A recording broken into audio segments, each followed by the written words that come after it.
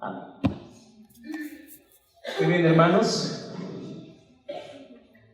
Como verán ahí en pantalla, hoy vamos a hablar de un tema importante, de las misiones.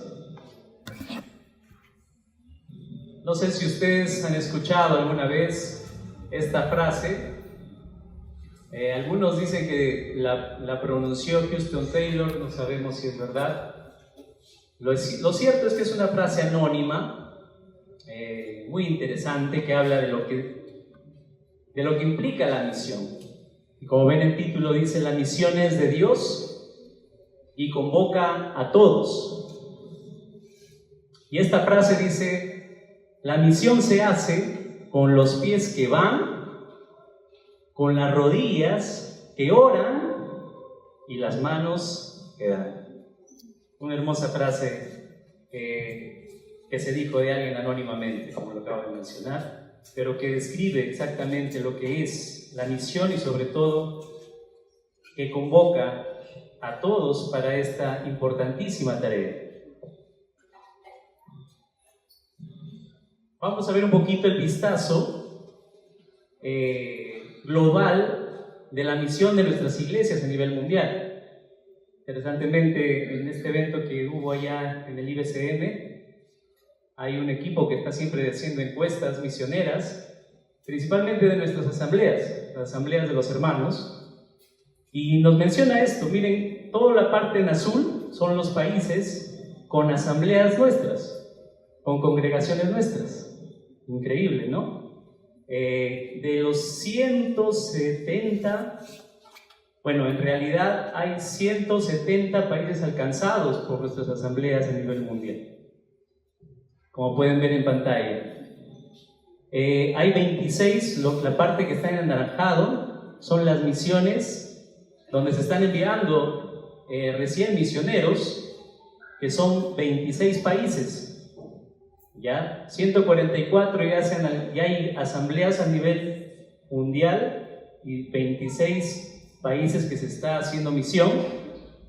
Y la parte que todavía no nos falta todavía alcanzar es esta parte que está en verde, como lo tienen en pantalla. Entonces, lo que nos muestra esta gráfica es que nosotros tenemos una gran familia, ¿no? Interesantemente, como lo vimos hace un momento, hay presencia mundial de las asambleas nuestras a nivel internacional, global. Nuestras iglesias alcanzan a más de 170 países de los 195 países que hay en el mundo, cubriendo ya el 73% del mundo. ¿No? Se viene a la mente lo que dice la palabra, ¿no? Este evangelio será predicado a todo el mundo y después será el fin. No sabemos si cuando se alcance a todo ya llegará el momento en el que nuestro Señor venga, ¿no? Contamos con 2.3 millones de hermanos globalmente, 2.3 millones de hermanos de nuestras iglesias hay en el mundo, y eso nos muestra que somos una gran familia. Congregaciones de las nuestras hay 40.538 congregaciones de las nuestras, esparcidas en todo el mundo, dando testimonio de la fe en diversas culturas. Bueno, y aquí está el desafío, ¿no? A nivel mundial. Aunque nuestra presencia es significativa en el mundo, el campo es vasto y el llamado misionero persiste. La mayoría de las iglesias nuestras están en África, el continente africano, en Asia, en América también, principalmente en Norteamérica, pero el desafío está en lo que está en rojo ahora, ¿no? Las misiones en Sudamérica, en Europa y en Oceanía, que están cada vez reduciéndose cada vez más. En nuestro país, hermanos, el 95% son católicos, el 90% son católicos y solamente el 5% somos protestantes, evangélicos. Y 5% no creen en Dios. Esa es la realidad en nuestro país. Pero pensemos un poco a nivel nacional. ¿Cómo estamos a nivel nacional? Tenemos presencia en nuestras iglesias, estaba contando, en 13 departamentos. No estamos en todos los departamentos del país. Y tenemos a nivel nacional 230 iglesias, nada más. Y en total somos 6.300 hermanos de nuestras asambleas. Estaba también queriendo llegar un poco más al plano local, pero solamente he llegado provincial porque distrital ya sería mucha investigación. Y en Cajamarca, departamento, estamos presentes en 5 de 13 provincias. Entre ellas, donde hay más iglesias, interesantemente, es la zona de San Pablo, la zona donde llegaron nuestros hermanos Heriberto Elliot en su primer momento, cuando todavía no habían iglesias, y ahí se hicieron 22 iglesias. El desafío aquí en las iglesias de San Pablo es que la mayoría de hermanos está desertando las iglesias y está yendo más a las iglesias carismáticas, pentecostales, ¿no? Para estar orando por esta realidad. Cada vez se va reduciendo la cantidad de iglesias de las que se sembró la palabra en el campo. Entonces, la provincia que más iglesias tiene es San Pablo. Otro punto de misión lo tenemos en Contumasá, es decir, en Chilete. Chilete es distrito de Contumasá. Y gracias a Dios en Chilete ya es probable, ya una persona ha donado un terreno para que se inicie una nueva obra en Chilete, en un centro poblado que se llama Yayán. Es una novedad para este año. Y también estamos en Río Seco, que pertenece a San Marcos, ¿no? También me enteré por ahí, por medio de un hermano, cuando fui a Jaén me dijo: hermano, aquí en Jaén hay una iglesia. Y en verdad hay una iglesia en Jaén para estar orando por las provincias, ¿no? Y en nuestro distrito Cajamarca tenemos 4 iglesias nada más. Está nuestra iglesia, está la iglesia Nueva Vida, donde está su hermano Willy, está la iglesia Las Margaritas, está la iglesia Hogar de Fe, ¿no? Son las iglesias de las nuestras. Entonces, hermanos, a este punto, ¿no? Nos muestra que la tarea todavía es grande. El desafío para la misión es grande. No nos sintamos contentos por estar solamente, y gracias a Dios por ello, estamos siendo una iglesia misionera. Tenemos puntos de misiones interesantes. Démonos cuenta nomás, hermanos, la necesidad que hay en San Pablo, 22 iglesias, para estar orando por ello, ¿no? Y que no se pierdan estas congregaciones. Entonces, un gran desafío no solamente en el ámbito global, sino local, ¿no? Para siempre estar orando, para enviar y sustentar la misión con mayor fervor y dedicación. Eso es lo que debemos buscar todos nosotros. Bien, la iglesia de Antioquía, al igual que nosotros, tenemos un gran desafío. ¿Y cómo reaccionó la iglesia de Antioquía ante el desafío misionero? Eso es lo que vamos a ver hoy. Y vamos a ubicarnos en Hechos capítulo 12, versículo 25.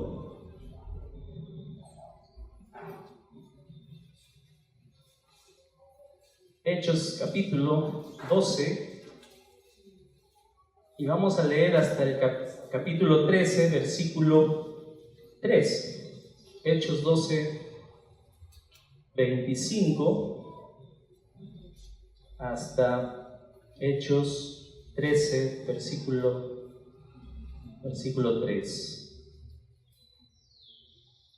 Bien, dice la palabra de Dios: y Bernabé y Saulo, cumpliendo su servicio, volvieron de Jerusalén, llevando también consigo a Juan, el que tenía por sobrenombre Marcos. Había entonces en la iglesia que estaba en Antioquía profetas y maestros: Bernabé, Simón el que se llamaba Níger, Lucio de Cirene, Manaén el que se había criado junto con Herodes el tetrarca, y Saulo. Ministrando estos al Señor y ayunando, dijo el Espíritu Santo: apartadme a Bernabé y a Saulo para la obra que los he llamado. Entonces, habiendo ayunado, les impusieron las manos y los despidieron. Ese es el desafío que se le presenta a la iglesia de Antioquía, ¿no? Un poquito para entrar en contexto, hermanos, ¿qué había pasado? Recuerdan que, bueno, la semana pasada Wilfredo nos enseñó la gloria de Dios, que fue como un pequeño paréntesis que hace Lucas a toda la trama de Hechos. Lucas es el escritor de Hechos. Y ahora nuevamente Lucas retoma a la narrativa, a la historia de Hechos de los Apóstoles. Y en esta parte pues nuevamente nos remonta, nos hace recordar lo que pasó anteriormente. Recuerdan que la iglesia de Jerusalén estaba pasando por problemas materiales. Unos profetas de Jerusalén se levantaron y dijeron que iba a venir una fuerte hambruna a Jerusalén. ¿Y cómo responde la primera iglesia, la iglesia hija de Antioquía, de gentiles? ¿Qué hacen ellos? Hacen una colecta, unas ofrendas, y mandan la ofrenda, mandan la ayuda por medio de dos personas. ¿A quienes envían para llevar la ayuda? Envían a Bernabé y envían también a Saulo para que lleven todo este apoyo material para las necesidades de la iglesia de Jerusalén. Nuevamente ahora Lucas retoma esa historia y nos comenta que ya Bernabé y Saulo, como ven en el versículo 25 del capítulo 12, Bernabé y Saulo, cumpliendo su tarea, ya que le comisionó la iglesia de Antioquía, ahora están regresando. Regresan de Jerusalén nuevamente a la iglesia de Antioquía, pero ¿con qué propósito? Perdón, no con qué propósito. ¿A quién más se lo llevan de Jerusalén? Llevan a uno más, si ven en el versículo 25. ¿Cómo se llama ese personaje? Juan, ¿no? Y, claro, tiene su apellido, Marcos, interesante, el nombre de Juan Marcos. Entonces, esa es la novedad. Juan Marcos es el escritor del evangelio que nosotros tenemos en nuestra Biblia, que lleva su nombre, ¿no? Marcos. Juan Marcos también es sobrino de Bernabé.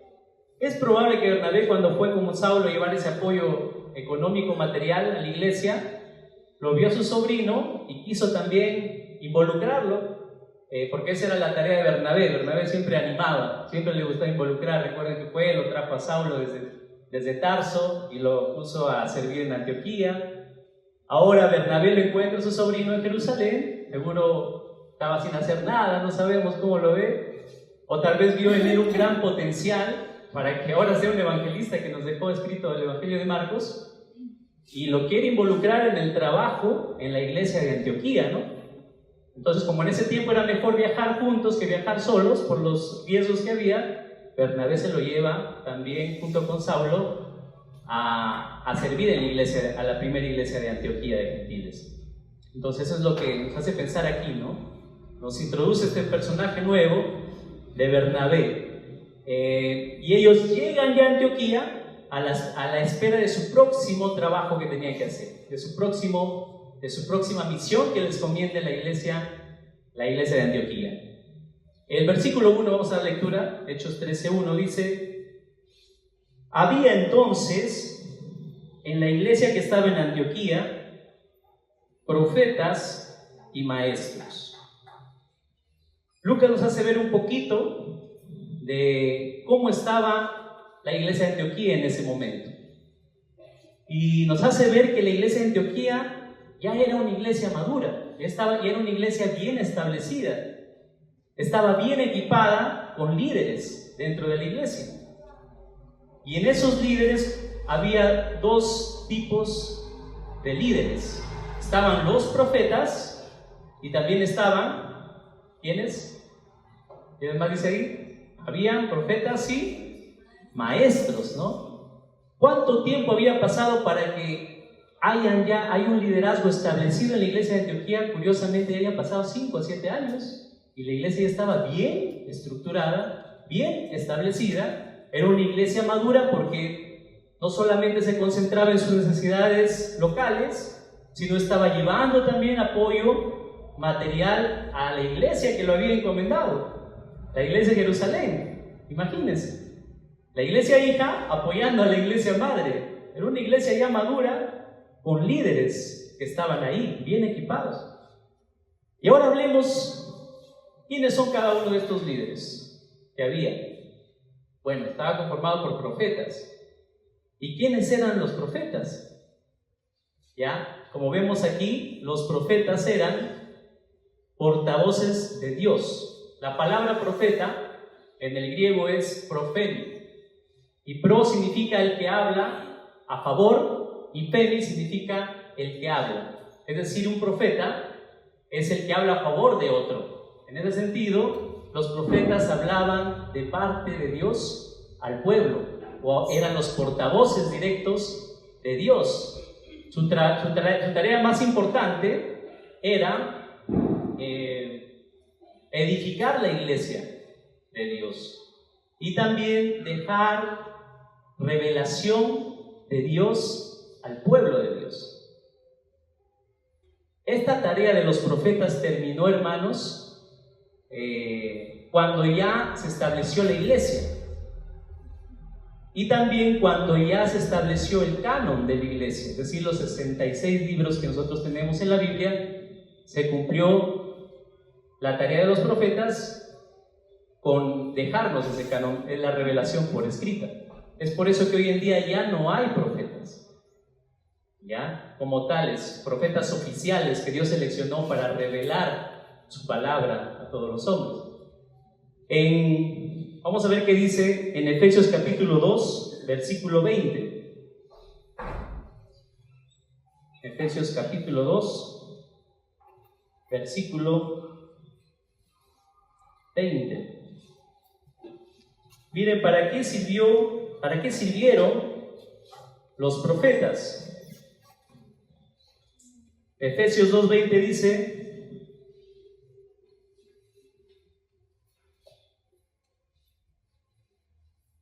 edificados sobre el fundamento de los apóstoles y profetas, siendo la principal piedra del ángulo Jesucristo mismo. Entonces aquí nos enseña que la función principal de los profetas era edificar la iglesia de Cristo Jesús. No solamente de ellos, sino con todos los apóstoles. Pero una vez que se edificó la iglesia, estos dos, tanto profetas como apóstoles, desaparecieron. ¿Y quiénes son los que quedan? En Efesios nomás, Pablo nos va a decir quiénes son los que quedan. Efesios 4, versículo 11, dice: y él mismo constituyó a unos apóstoles, a otros profetas, a otros evangelistas, a otros pastores y maestros. Entonces los profetas y los apóstoles sirvieron para el fundamento de la iglesia, para sembrar los cimientos de la iglesia. Y como en una edificación los cimientos, cuando ya se construye, ya no se ven, igual los profetas y los apóstoles ya no hay hoy en día. Pero sí hay los que siguen edificando la iglesia, que son los evangelistas, los pastores y los maestros. Entonces, es probable que estos profetas que estaban en Antioquía en verdad se hayan sido verdaderos profetas, quienes hablaban palabra de parte de Dios.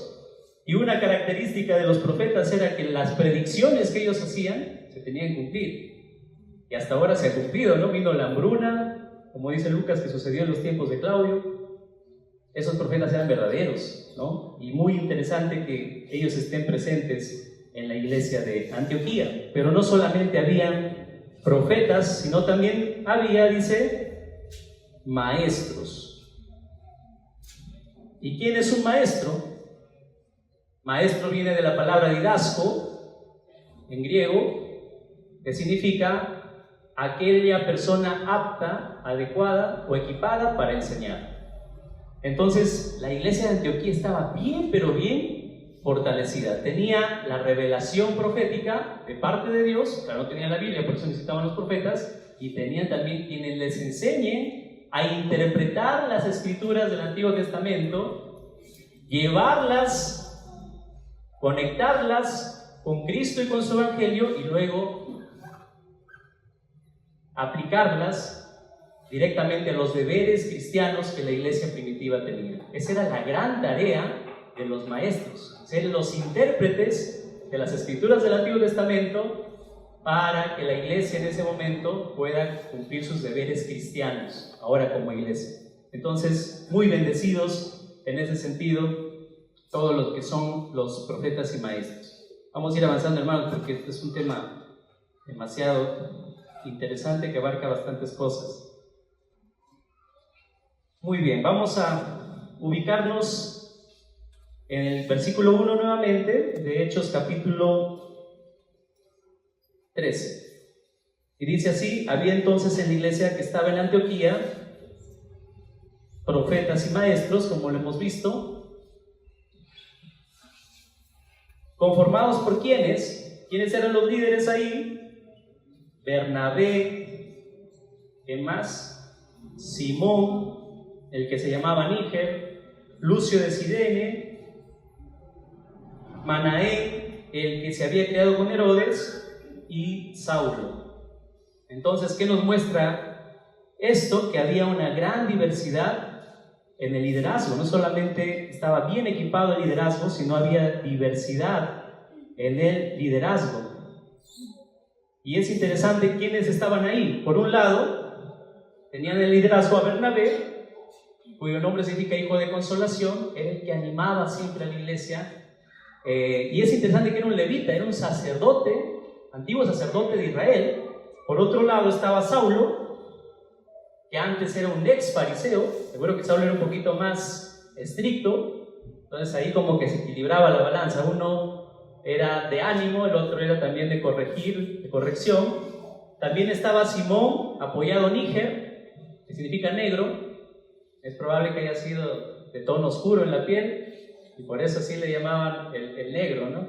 A Simón, por su procedencia africana, junto con Lucio también, quienes probablemente pues tenían una educación limitada, se puede decir. Y Manaén, que era todo lo contrario. Manaén se había criado junto con Herodes en el trono, entonces era una persona de mucha posición social y mucha educación política, ¿no? Miren cómo estaba tan balanceada la iglesia. Ahora, siendo tan diferentes, ¿no habrán tenido a veces sus diferencias? Yo creo que sí. Pero a pesar de ello, bueno, es probable que Manaén incluso tenía 60 años, dicen algunos, hasta ese tiempo, ¿no? Es probable que a pesar de ello, hermanos, se han llevado muy bien. Y eso es lo que nos enseñan, que en la iglesia podemos ser tan diferentes, pero podemos juntos estar unidos sirviendo al Señor. Y oremos, hermanos, por nuestros líderes también. En la iglesia, nuestros ancianos y líderes somos muy distintos. En el ancianado nomás, ¿no? Las edades también marcadas, tenemos diferentes personalidades, pero estamos juntos trabajando, unidos como un equipo. Y eso es lo más importante, ¿no? Oremos porque en verdad en nuestra iglesia sigamos imitando este ejemplo de la iglesia, de los líderes de la iglesia de Antioquía. Ahora hablemos un poco de lo que pasaba en el versículo 13:2. Dice, ¿qué estaban haciendo estos líderes tan diferentes? Dice que ministrando estos al Señor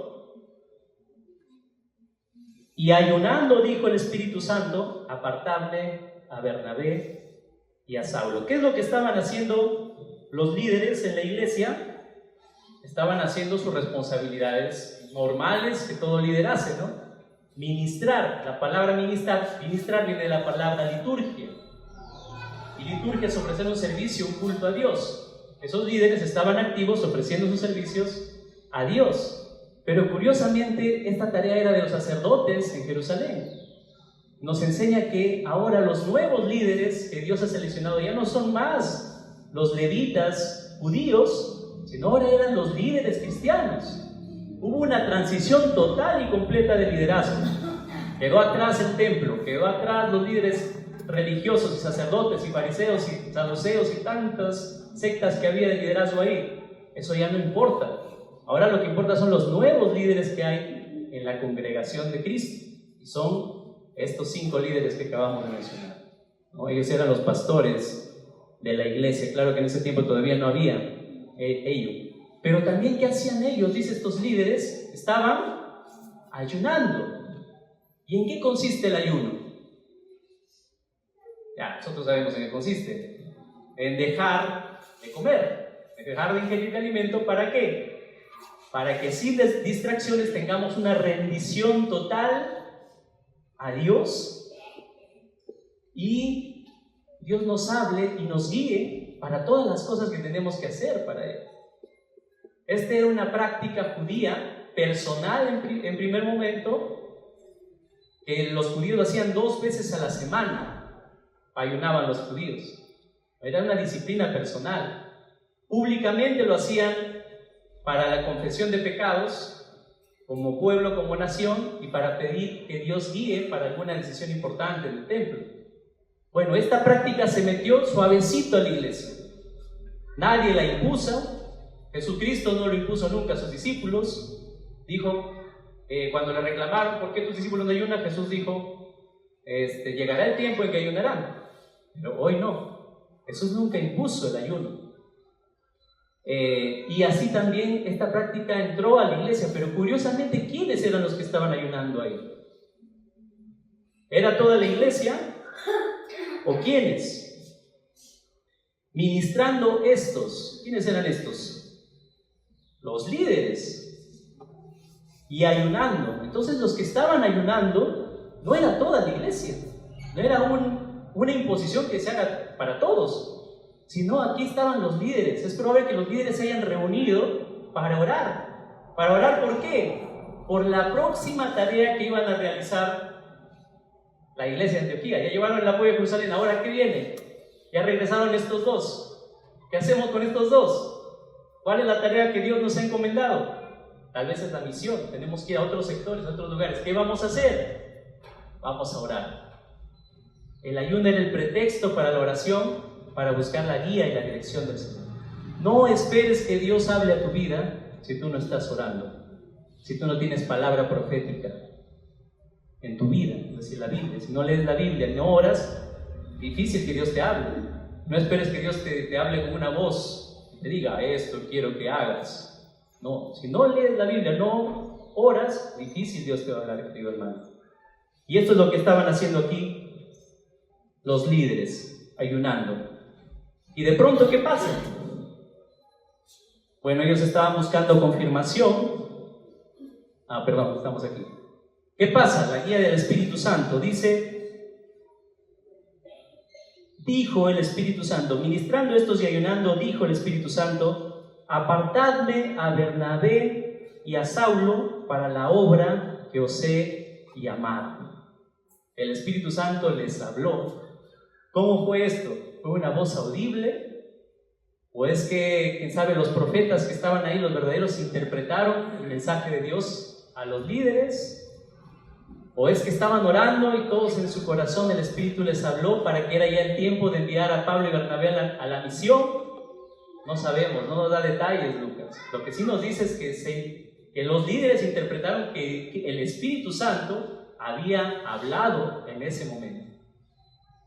Eso es lo que nos enseña este versículo. ¿Y cuál fue la orden que el Espíritu Santo hace? Apartadme, separadme, ¿a quiénes? A Bernabé y a Saulo, ¿para qué? Para la obra a la que los he llamado. ¿De quién es la obra misionera? ¿De la iglesia? ¿De los líderes? ¿O de Dios? Es la obra de Dios. Por eso dice, para la obra que yo los he llamado. ¿Se imaginan ahí Pablo o Saulo? Estaba esperando su momento para la misión, pero no se le daba oportunidad. Y ahora el Espíritu dice, ya es el tiempo. Tú vas a ser el misionero que Dios ha seleccionado para los gentiles. Una sumisión total de Saulo, ¿para qué? Para buscar la guía y la dirección del Señor y el apoyo y también la comisión de sus líderes. Entonces, eso es lo que sucede. En medio de esta devoción, el Espíritu Santo les habla a los líderes. No se especifica cómo, pero ellos discernieron ya que era el Espíritu Santo quien les había hablado. Ahora, versículo 3, finalmente, ¿qué hacen ellos después de discernir que el Espíritu Santo quiere enviar a la misión a Bernabé y a Saulo? Entonces, habiendo ayunado, nuevamente ellos ayunan, y habiendo orado, les impusieron las manos y los despidieron. Y así nace pues la primera misión a los gentiles. Entonces, hermanos, en primer lugar, ¿qué hace la iglesia después de que el Espíritu Santo habla? Busca la confirmación del Espíritu Santo. A pesar que ya la orden era clara, ellos nuevamente oran para buscar la confirmación. Dedicaron más tiempo a la oración para confirmar si eso era la voluntad de Dios. ¿Cuántas veces muchos profetas han hablado, entre comillas profetas, porque ya no hay hoy en día profetas, y dicen: Dios me ha revelado esto para tu vida, para la iglesia? ¿Y qué hacen las personas? Rápido les hacen caso y les obedecen sin confirmar si en verdad Dios ha hablado por medio de ellos. Aquí, a pesar que habló el Espíritu Santo, ellos querían confirmar si era, no querían dejarse llevar por la emoción del momento, sino querían que sea la cosa como Dios en verdad deseaba. Y luego que confirman que en verdad si era la voluntad de Dios, ¿qué hacen? Les imponen las manos. ¿Y en qué consistía imponer las manos? No fue un acto de sacarlos al frente y darles más unción a los que van a ir a la misión y le vamos a dar una gracia especial a ellos para que hagan el trabajo. No es eso. Ni tampoco, como algunas iglesias interpretan, como que ahí nomás se les da una ordenación o se los nombra como líderes. No, tampoco. Simplemente este acto era un acto de solidaridad con ellos, encomendándolo a Dios directamente para que hagan este trabajo. Fue un doble envío, ¿no? Luego al final dice: y los despidieron, ¿no? Fue un doble envío, primeramente por Dios ya los había llamado, y ahora por medio de la iglesia. Y esta palabra despedir culturalmente era una palabra que significaba suplir las necesidades de ellos para este viaje. Podemos, hermanos, profundizar en cada una de estas cosas, estos detalles, ¿no? Entonces se reunieron, les impusieron las manos y los despidieron. Y, hermanos, solamente para concluir, ¿qué principios podemos aprender para nosotros, para nuestra iglesia hoy en día con respecto a las misiones? Como ya hemos visto, en primer lugar, la misión es de Dios y nos convoca a todos, y eso significa que nuestro Dios es un Dios misionero. ¿Por qué podemos decir que nuestro Dios es un Dios misionero? Porque el Padre, ¿a quién envía para que haga esta tarea misionera a este mundo? A su Hijo. El corazón de Dios es un corazón misionero. ¿Quién fue el primer misionero que realizó el viaje más largo para venir y compartirnos el mensaje de salvación? Nuestro Señor Jesucristo. Él vino del cielo a la tierra para buscar y salvar lo que se había perdido. Él es el primer misionero enviado aquí a esta tierra. La misión es de Dios. Y después que Jesús resucita y asciende al cielo, ¿a quién envía Jesús para continuar la obra misionera? Y ahora el Espíritu Santo toma la dirección de la misión, seleccionando a 2 personas. Y ahora el Espíritu Santo está dirigiendo la misión, seleccionando a la iglesia, seleccionando a cada misionero, seleccionando a los obreros que trabajan en esta tarea. La misión es de Dios. ¿Cuánto le costó a Cristo ser misionero? ¿Con qué se pagó ese costo de la misión de Jesús? Con la sangre preciosa de Cristo. Es increíble, ¿no? En segundo lugar, nos enseña que los misioneros, los que van a la misión, tienen que ser responsables y de buen testimonio. Eso nos enseña aquí, ¿no? Porque ¿quiénes son los que fueron a la misión, según esta historia? Fueron Bernabé y Saulo. ¿Y quiénes eran ellos en la iglesia? Eran los líderes. ¿Quiénes deberían ir a la misión? ¿Cómo debería ser la vida, el carácter, el testimonio, el servicio de los que van a la misión? Deberían ser o por lo menos los responsables, ¿no? Deberían ser líderes. Esa es la responsabilidad que demanda ir a la misión. Y claro está, hermanos, ¿por qué Dios no seleccionó? ¿Por qué solo Dios dijo, apárteme a Bernabé y a Saulo? ¿Y por qué no seleccionó a Juan Marcos? Bernabé quería llevar a su sobrino a la misión, pero a él no lo había llamado. ¿Y qué pasó cuando Bernabé quiso llevar a su sobrino y lo llevó? Al final le chocó a Juan Marcos la misión y tuvo que volver, porque a ellos incluso estaban por perder la vida en la televisión. Y eso nos enseña que la responsabilidad de la misión es grande, hermanos. Que no cualquiera puede ir a la misión, que no es un viaje de vacaciones la misión, sino es de responsabilidad. Es primero evaluar tu vida cómo está, tu carácter, tu servicio dentro de la iglesia. ¿Estás orando? ¿Eres misionero? ¿Estás orando? ¿Tienes la disciplina de ayunar? ¿Tienes la disciplina de orar personalmente? ¿Vienes a las reuniones de oración de la iglesia? Eso es lo que hacía o no hacía Bernabé y Saulo. Ellos estaban en oración. Es que la oración mueve la misión. Si no oramos, difícil que Dios guíe la misión. Por eso es tan importante que aquellos que van a la misión estén orando todo el tiempo. Y es de responsabilidad, ¿por qué? Porque cuando uno va a la misión, en un momento un nuevo discípulo de Jesús va a venir y te va a decir, enséñame a orar. ¿Y tú qué le vas a decir? Te enseño. A veces vas a enseñarle, vas a decirle, tienes que ir a las reuniones de oración. Pero si tú como misionero no estás orando, no estás viniendo a las reuniones, ¿qué le vas a enseñar a ese discípulo? Es muy importante que los que van a la misión tengan un buen testimonio, sirvan en su iglesia para que puedan enseñar a otros cómo hacer esa misión. A veces te va a preguntar ese nuevo discípulo de Cristo, ¿y cómo debo ofrendar?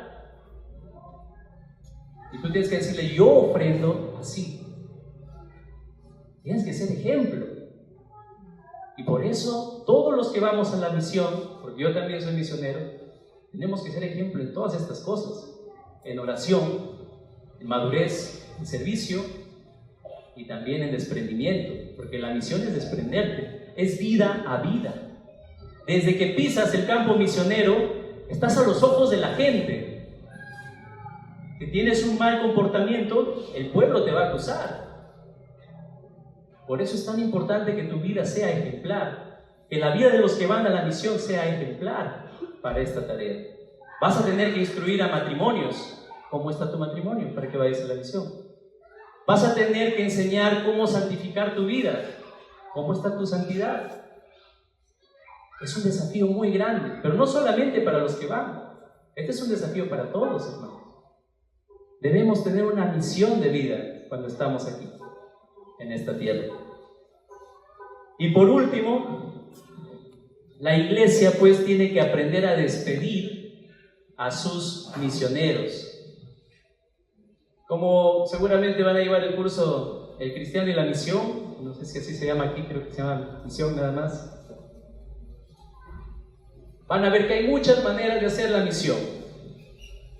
Puede ser visitando semanalmente, como lo estamos haciendo, como lo están haciendo mis hermanos de Río Seco, yendo a la misión semanalmente, pero no es lo ideal.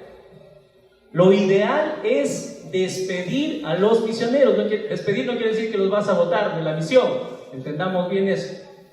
Despedir a los misioneros es decirle, chao, chao, cuídense, nos vemos el próximo mes, el próximo año, no sé cuándo.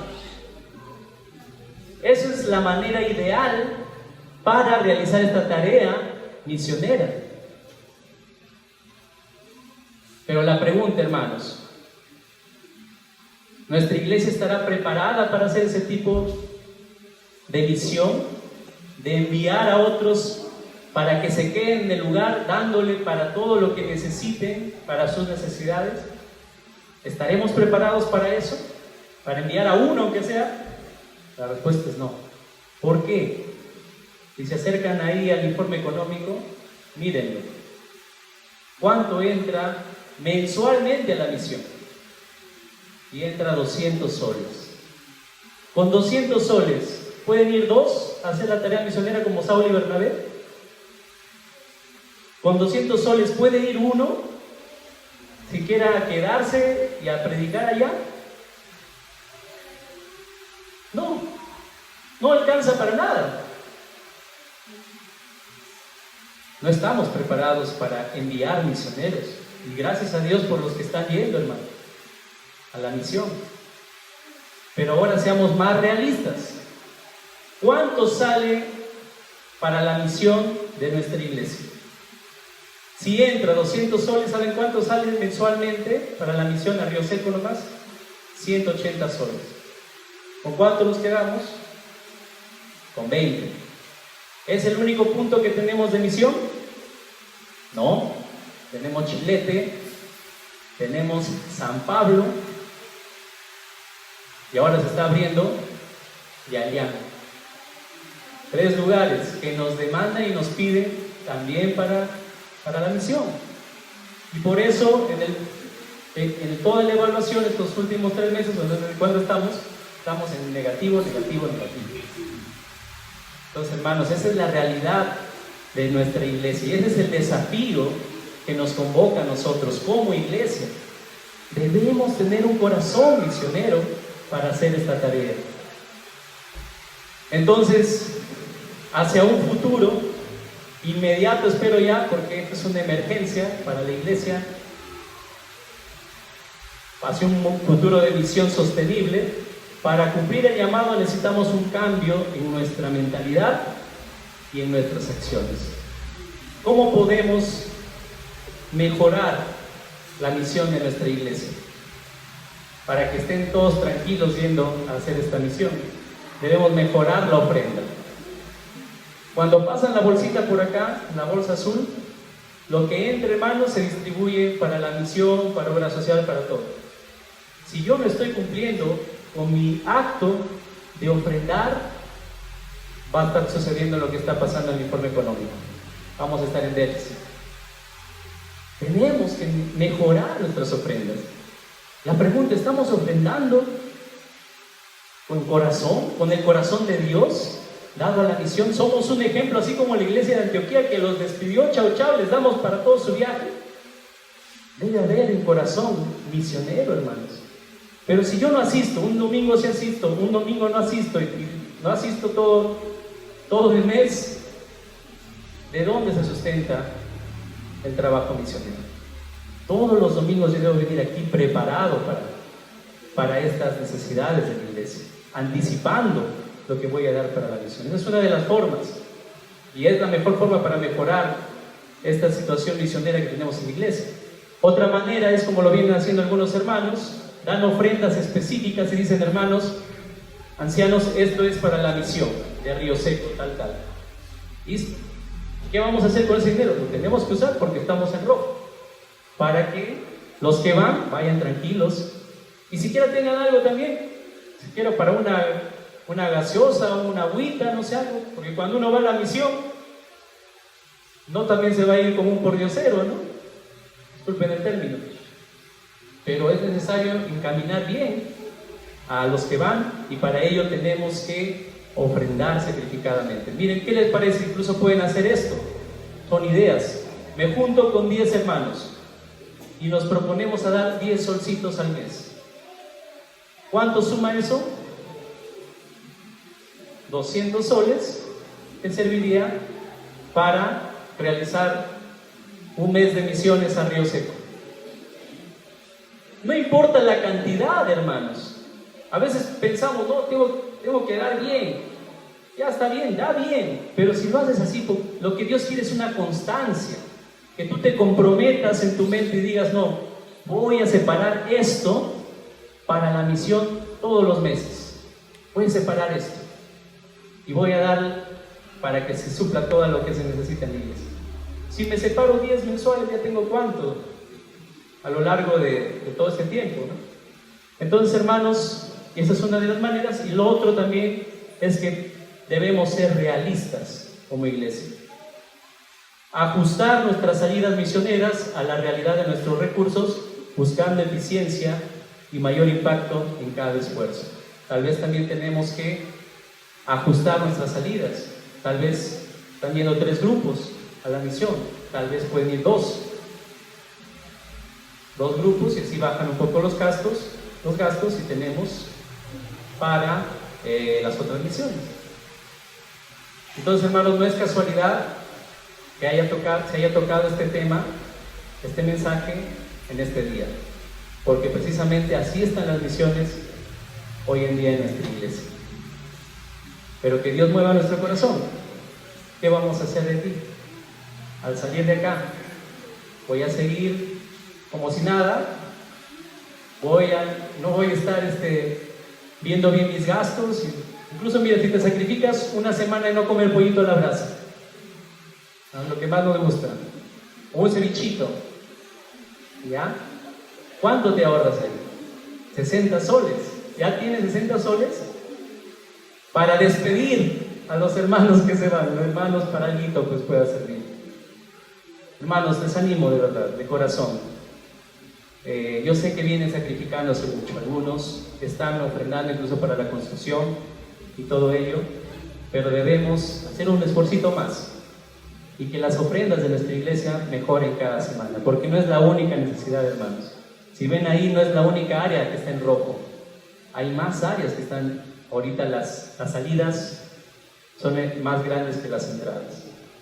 Entonces, hermanos, es hora de comprometernos a ofrendar. Si no estoy ofrendando, es la hora de hacerlo con un corazón misionero como el corazón del Señor. La misión es de todos. Y ahí está el ejemplo. Jesucristo sosteniendo la cuerda misionera, porque de Él es la obra, Él es la misión, Él es el soberano de la misión. Pero también está la iglesia, que también sostiene esa cuerda, ofrendando para los que están bajando y se ensucian dentro de ese pozo cenagoso para liberar almas de la muerte y la condenación. ¿Cómo te estás involucrando tú? La misión es de los que, como dicen, de los pies que van, de las manos que oran, las rodillas que oran y las manos que van. La misión es de Dios y nos convoca a todos. Los que vamos a la misión tenemos que ser ejemplares en oración, en servicio, ministrando, ayunando. Finalmente, la iglesia tiene que estar preparada para despedir a sus misioneros. Oremos, hermanos. Señor, gracias. Sé que me he pasado un poco del tiempo, bendito Dios, pero en verdad este mensaje es muy importante para tu iglesia, para que tomemos conciencia de cómo está nuestra iglesia ahora, Señor, cómo está la economía, y orar, Señor, que tú nos bendigas, bendito Dios, que tú prosperes nuestros hogares con toda la economía necesaria, Señor. Y si nos sentimos bendecidos como lo somos, Señor, poder hacer un esfuerzo más para contribuir para las misiones de nuestra iglesia. Gracias, Señor, y dejamos todo este mensaje, que tú toques nuestro corazón. En tu santo y tu bendito nombre. Amén.